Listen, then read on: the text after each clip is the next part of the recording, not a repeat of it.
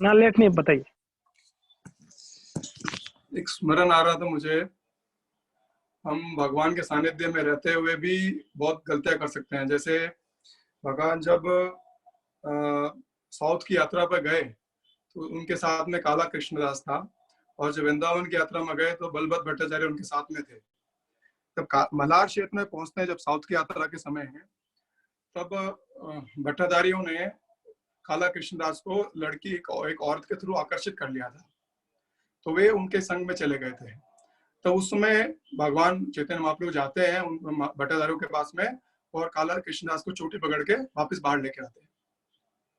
इसी तरीके से जब बलभद्र भट्टाचार्य थे, जब महाप्रभु वृंदावन जाते हैं तो वहां पे अक्रूर घाट पे रह रहे थे।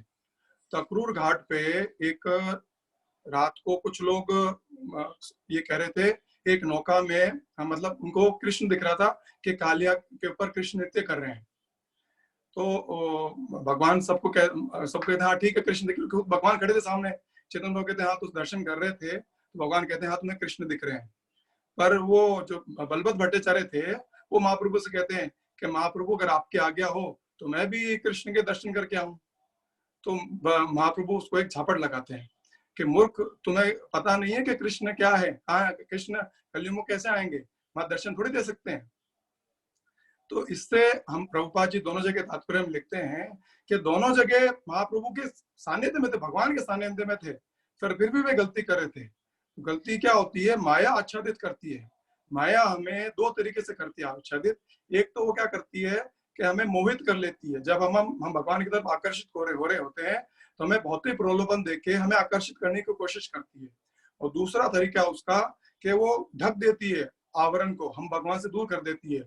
जैसे एक बार इंद्र गलती से सुअर की योनि में आना पड़ा था उनको, तो ब्रह्मा जी उनको बचाने के लिए आए, तो वे ब्रह्मा जी को मना कर देते हैं कि मैं इस सुअर की योनि में खुश हूँ, बहुत बहुत खुश आनंद ले रहा हूँ, मैं अभी आना नहीं चाहता हूँ। तो प्रभुपाद जी तात्पर्य में तीन चीजें लिखते हैं दोनों में, कि पहली कि हमें हमेशा विवेकपूर्ण होना चाहिए, हमें अपने हमेशा विवेक शक्ति का प्रयोग करना चाहिए, चाहे हम भगवान के सानिध्य में भी हो, हमें हमारी विवेक शक्ति हमेशा प्रयोग करनी चाहिए। दूसरी ये है कि हमें अपनी स्वतंत्रता जो होती है, हमें फ्रीडम जो मिली हुई है, उसका थोड़ी सी फ्रीडम जो भी हमारी, उसका थोड़ा सा भी मिसयूज नहीं करना चाहिए।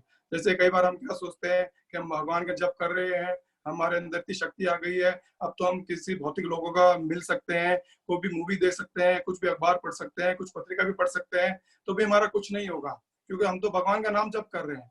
नहीं, प्रभुपाद जी लिखते हैं ये हर क्षण हमें अपना ध्यान रखना बहुत जरूरी है कि हम ये गलती कभी भी कर सकते हैं, और माया उसी समय हमारे को पकड़ लेती है, क्योंकि हम भगवान के साथ में होते हुए भी हम गलती कर सकते हैं। और तीसरी बात यह है, साधु शास्त्र और गुरु, इन तीनों पे हमारा हमेशा दृढ़ विश्वास होना चाहिए कि हमें शास्त्र में क्या बताया गया है कि भगवान किस रूप में आते हैं, भगवान की क्या लीलाएं हैं, शास्त्र पे हमेशा विश्वास रखना चाहिए। जो हमें वैष्णव बोलते हैं उन पे भी विश्वास रखना चाहिए, दृढ़ रहना चाहिए।